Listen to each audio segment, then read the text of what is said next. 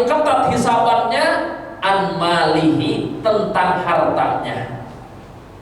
Ya, jangan dikira penghisaban itu seperti memperhitungkan saat di alam dunia. Lama. Tentang harta yang ditanya itu dua, dicercer oleh Allah itu dua. Kalau yang lain semua satu. Tapi harta itu yang ditanya pertama, min aina tasabahu, dari mana kau dapatkan? Ya, di alam dunia yang penting nyewa pengacara, duit banyak, aman. Walaupun kita adalah salah, bisa jadi. Tapi di alam akhirat jangan harap bisa begitu. Kemudian yang kedua, setelah dicercer oleh Allah, dari mana kau sumbernya dapatkan harta ini? Wa fima anfaqahu, kemana kau infakkan harta yang telah dulu aku berikan? Kalau kita infakkan di jalan Allah Ta'ala, kita gunakan haknya, diberikan kepada mereka tadi yang berhak menerimanya, yang untuk kita, untuk mereka yang berhak kita berikan haknya. Insya Allah Pak, sebanyak apapun harta akan terasa mudah dihisabnya kalau kita mampu cerdas menggunakan harta, mana jatah untuk kita dan mana jatah untuk orang-orang selain kita. Semua akan terasa mudah dihisabnya kalau kita tepat dalam mentasarufkannya. Itu ya Pak ya. Itulah tentang nanti di yaumul hisab. Insya Allah ya Pak ya. Seperti itu. Baik, terjawab Pak Murid. Mungkin ada yang lain yang mau bertanya atau menambahkan? Baik, Ustaz, kalau nggak ada, ini mungkin sebelum ditutup. Tadi dikatakan bahwa 4 hal yang akan dirampas dari dosa itu, salah satunya adalah nyawa. Pertanyaannya adalah, ketika seorang itu sakratul maut, dalam Al-Quran dikatakan bahwa mayoritas dari mereka yang dilakukan adalah dengan beramal sedekah. Wa anfiqu mimma razaqnakum min qabli an ya'tiya ahadakumul maut fa yaqulu rabbi laula akhartani ila ajalin qarib wa asaddaqa minas shalihin wa kum minas shalihin. Yang jadi pertanyaan, kenapa ketika orang itu sakratul maut, amal yang diutamakan adalah bersedekah? Tidakkah ada amal lain yang lebih mudah mungkin? Dan tadi dikatakan bahwa harta atau sedekah itu akan dipertanyakan dengan 2 pertanyaan, dari mana dan kemana. Korelasinya seperti apa Ustaz ini?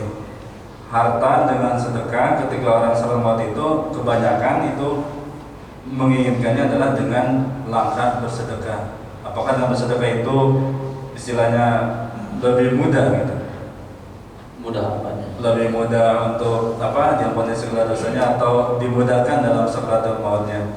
Karena Allah berbicara, Rabbil la akhartani ila ajalin qarib fa asaddaqu, maka bersedekah, wa kum minas shalihin, apa akan menjadi orang yang saleh.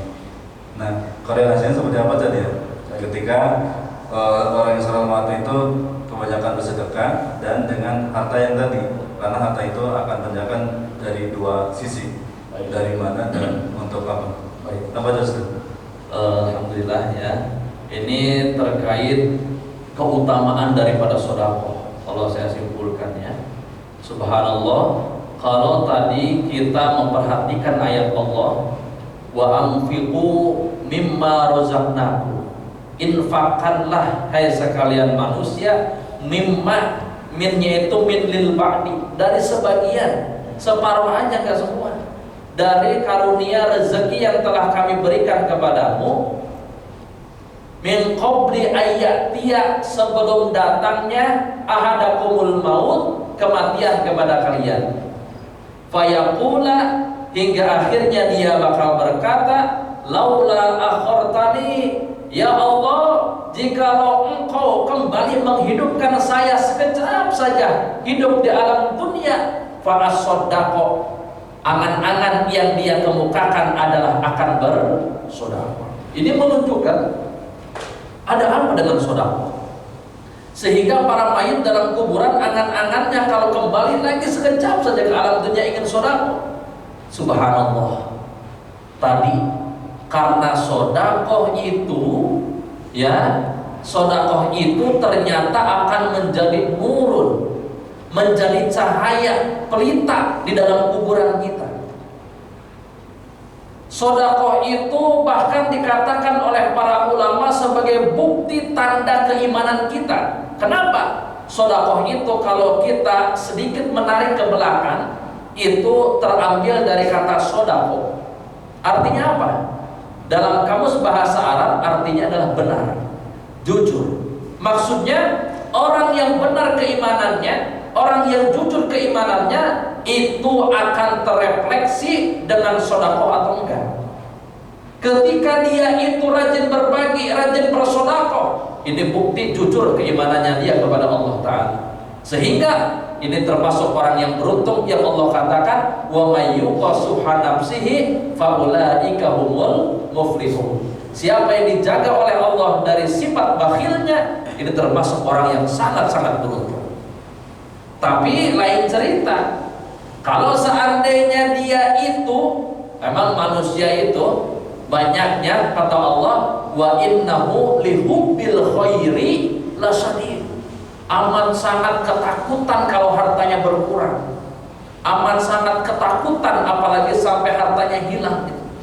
Tapi tatkala kita menyampingkan itu, ternyata itu persepsi yang salah, bahwa tidak ada yang berkurang, bahkan tidak ada satupun yang hilang, bakal oleh Allah ditambahkan. Ini pertanda orang yang jujur keimanannya.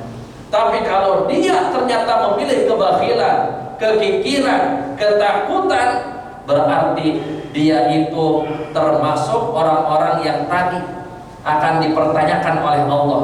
Kamu punya harta, kenapa kau dikeluarkan? Kamu min aina tasabahu tadi?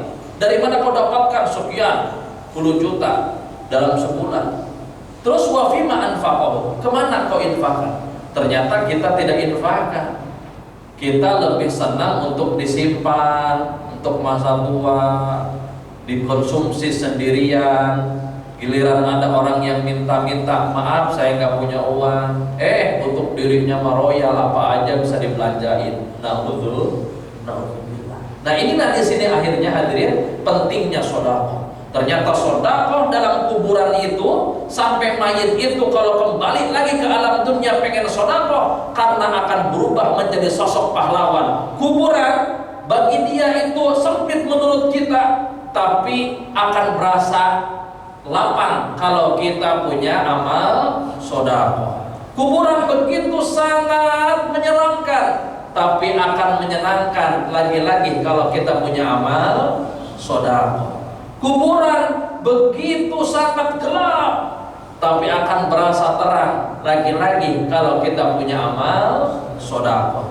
Itulah hadirin Bapak Ibu keutamaan daripada sedekah yang sangat luar biasa, karena akan menjadi pelita dalam kegelapan kita. Bahkan besok akan memintakan syafaat yaumul kita, hisaban pun kita akan menjadi ringan, karena harta yang memang miliknya kita keluarkan, tidak dikonsumsi sendirian oleh kita. Demikian. Baik, alhamdulillah kajian hari ini telah berakhir ya. Waktu juga yang memisahkan kajian hari ini, dan selalu ditutup mohon untuk memimpin doa. Mudah-mudahan kita tetap ada dalam sehat dan punya ilmu yang bermanfaat, sehingga kita bisa istiqomah untuk beribadah kepada Allah Subhanahu wa taala. Tafadhol Ustaz. Astagfirullahaladzim, astagfirullahaladzim, astagfirullahaladzim. Allahumma salli wa sallim ala sayyidina wa habibina wa syafiina wa nurina maulana Muhammad wa sallim radhiyallahu tabaraka wa ta'ala kulli sadatina ashabi rasulillahi ajma'in. Alhamdulillahi rabbil alamin, hamdan syakirin, hamdan naimin, hamdan yuafi ni'amahu wa yukafi'u mazidah. Ya Rabbana lakal hamdu kama yanbaghi li jalali wajhikal karim wa li'azimi sultanik. Rabbana zalamna anfusana wa illam taghfir lana wa tarhamna lanakunanna minal khasirin. Ya Allah, kami telah banyak berbuat kezaliman ya Allah. Zalim kepada diri sendiri, zalim kepada anak dan istri, zalim kepada masyarakat lainnya ya Allah. Kami menyesalinya ya Allah. Kami mengakui kesalahannya ya Allah. Hamba mohon ampun kepada-Mu ya Allah. Ampunilah dosa kami ya Allah. Sayangilah kami ya Allah. Ampunilah dosa kedua orang tua kami ya Allah. Jika Engkau tidak mengampuni dan menyayangi kami, tentu kami akan termasuk orang-orang yang merugi ya Allah. Rabbana la tad'alana fi maqamina hadha dhanban illa ghafarna. Ya Allah, jangan sampai Engkau tinggalkan kami di tempat yang mulia ini ya Allah. Ketika kami punya banyak dosa ya Allah, dosa lisan kami kepada anak istri kami, dosa kami kepada teman-teman kami, dosa kami yang disengaja ataupun tidak, kecuali Engkau sudah mengampuni segala dosa dan kesalahan kami ya Allah. Dan janganlah Engkau tinggalkan kami ya Allah ketika kami punya kesusahan dalam hidup ini ya Allah, kecuali Engkau sudah mudahkan segala kesusahan-kesusahan hidup kami ya Allah. Ya Allah, jangan tinggalkanlah kami di tempat ini ya Allah. Ketika kami punya banyak hajat ya Allah, dan kami selalu berhajat kepada-Mu ya Allah, kecuali Engkau sudah memudahkan kami dalam meraih hajat-hajat kami ya Allah. Ya Allah, jangan tinggalkanlah kami dalam keadaan kecewa di tempat ini ya Allah. Ketika kami, orang tua kami, anak-anak kami, orang-orang yang dicintai oleh kami sedang sakit ya Allah, kecuali Engkau sudah angkat segala penyakit-penyakit kami ya Allah. Berikanlah kesehatan yang paripurna kepada kami ya Allah, untuk bekal ibadah taat kepada-Mu ya Allah. Bimbinglah lisan kami untuk berzikir kepada-Mu. Bimbinglah segala amal dan hati kami untuk istiqomah di jalan. Bimbinglah kami untuk menghindari segala kemaksiatan yang dilarang oleh-Mu ya Allah. Nahnu nad'uka kama amartana fastajib lana kama wa'adtana innaka la tukhliful mi'ad. Rabbana atina fid dunya hasanah wa fil akhirati hasanah wa qina adzaban nar wa adkhilna jannata ma'al abrar ya aziz ya ghaffar ya rabbal alamin. Wa sallallahu ala sayyidina Muhammadin nabiyil ummi wa ala alihi wa sahbihi wa baraka wa sallam. Subhana rabbika rabbil izzati amma yasifun wa salamun ala al-mursalin walhamdulillahi rabbil alamin. Assalamualaikum warahmatullahi wabarakatuh. Waalaikumsalam warahmatullahi wabarakatuh. Mudah-mudahan kajian hari ini bisa menginspirasi iman kita serta menjaga iman kita agar tetap istiqomah beribadah pada Allah Subhanahu wa taala. Terima kasih. Assalamualaikum warahmatullahi wabarakatuh.